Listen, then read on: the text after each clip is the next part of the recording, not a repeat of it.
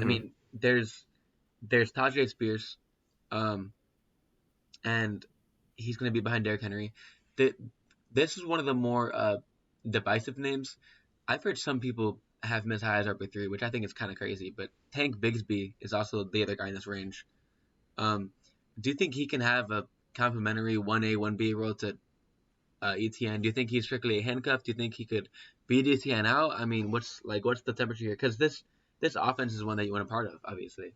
So this is Frank Reich. Am I getting that right?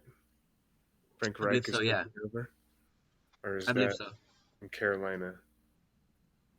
That's At Carolina. Who's in Bigsby, Jacksonville? you're asking the wrong guy, man. I I'm only got sorry. Jacksonville colors on. Anyways,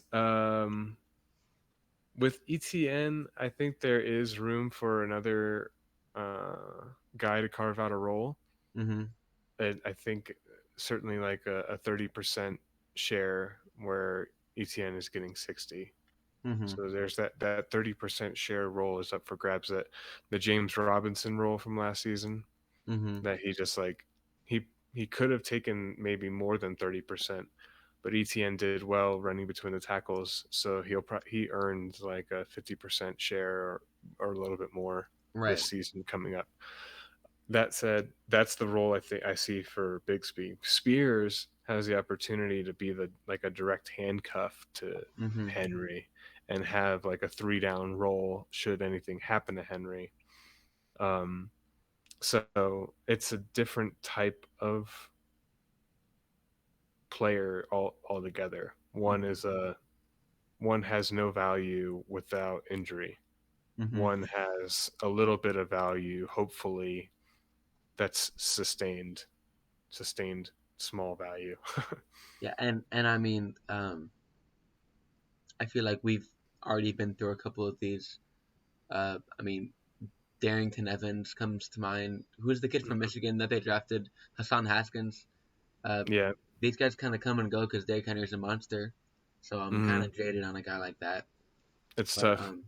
It's yeah, tough because they're never going to really just like let Henry fade away. They're going to give him the rock until he's broken. hmm Um, so who the other guy? And there's a couple more in this range too. Well, maybe not far behind him right now is Chase Brown. I exactly. think he should be up here with these guys. He hmm should maybe be his role to me is more similar to a Kendre Miller role, maybe even better, because there is nobody really behind Mixon right now. So he would get that 30% role that we were talking about with Tank. Right. Chase Brown would be basically vying for that role behind Mixon, the 30% role, which could grow into a full time role should anything happen to Mixon. So um, he should maybe be at the top of this list with Roshan. I agree. And there's not a line of or a lot of signs showing that the Bengals have pledged allegiance to Mixon.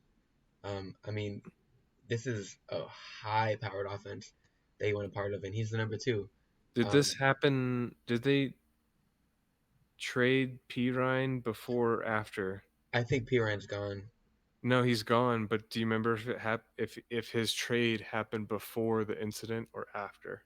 Do you remember? Oh man, I for yeah, I don't 'Cause know, but I but like wonder. the wait, know what he's saying? I'm just saying. I wonder. Yeah, but like man, I mean,